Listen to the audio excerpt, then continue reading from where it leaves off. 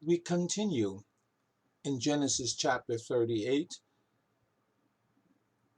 the chapter that is just about the story of Judah and Tamar. We continue in verses 11 to 14. I will not read the verses to you,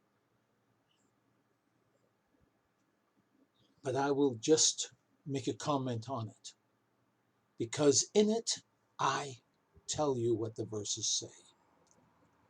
Tamar became a widow twice. We already covered that before verse 11, verses 6 to 10.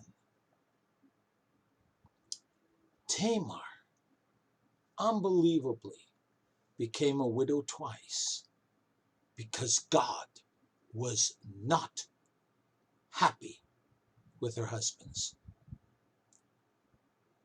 They did evil in his sight. It is certainly unimaginable by most people how devastating that would have been on her. But now, in verse 11, then said Judah to Tamar, his daughter-in-law, remain a widow at thy father's house till Shelah, my son, be grown. For he said, lest peradventure he die also, as his brethren did. And Tamar went and dwelt in her father's house. Judah was able to consign Tamar to stay at her parental home and remain a widow because in that society she could not marry just anybody or in any other family so long as Judah would retain her as part of his family.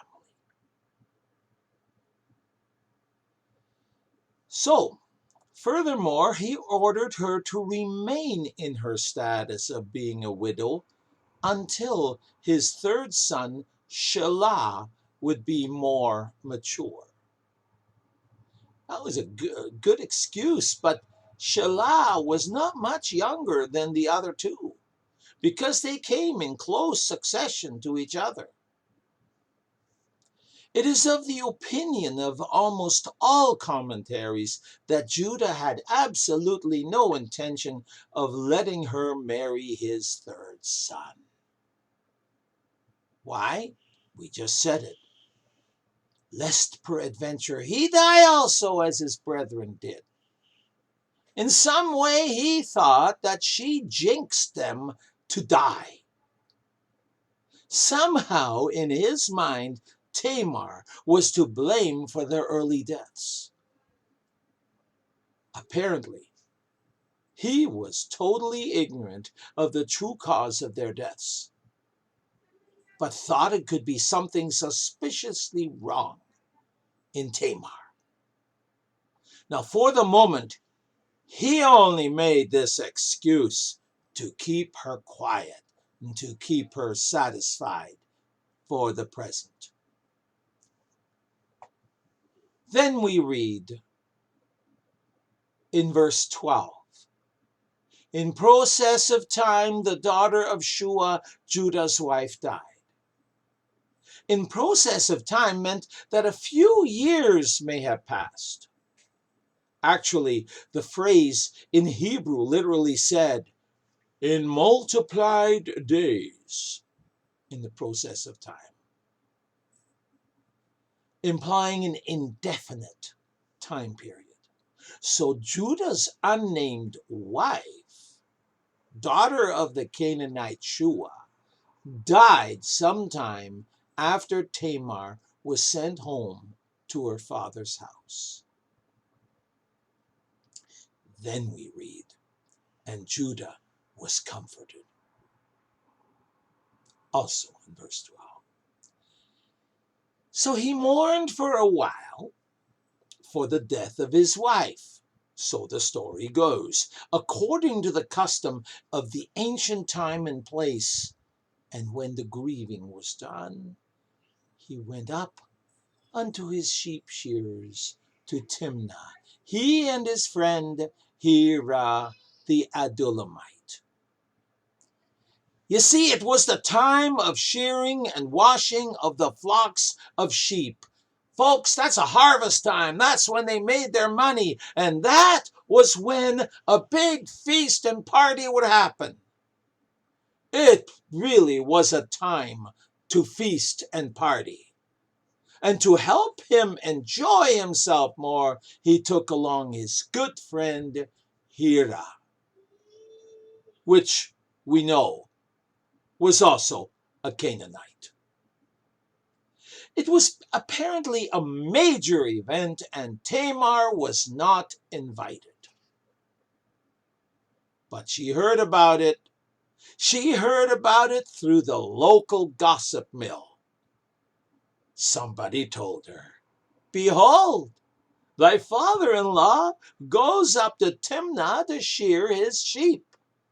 Now everybody knows during that time that sheep shearing was a time to have a party, to have a festival, a feast, a harvest feast. Well, wouldn't you know it, Tamar got an idea in her head. Tamar decided that she had been in mourning far too long. It was time to familiarize herself with what was going on and what she had missed. So in verse 14, we read, "And she put her widow's garments off from her, covered herself with a veil, and wrapped herself, made her look so presentable and beautiful, and sat in an open place which was by the way to Timnath." That was the way, a roadside where people would come and go. And while she was there, she saw Judah's son. Shelah was grown up. And she realized Judah did not keep his word. She was not given unto him to wife. To wife, yes. In that moment, to wife is actually a verb. It was back, it stemmed itself all the way back to Sarah. Sarah, when she gave Hagar to Abraham to wife, yet Abraham was still Sarah's husband. She was still his wife. To wife meant to have a surrogate wife, to have a child. Well, it was clear Judah broke his word. But God allowed Tamar to be used beyond her wildest dreams because he had something else in mind. That's what this whole chapter is all about. You see, Tamar, in spite of herself, in spite of Judah breaking his word, Judah would end up in God's great mosaic of grace that ended with Jesus Christ. Do you realize that genealogy that leads up to Jesus Christ is filled with all kinds of different people in different walks of life that build up a beautiful mosaic, which I call the mosaic of grace? We'll find out how she fit into that 2 sessions from now.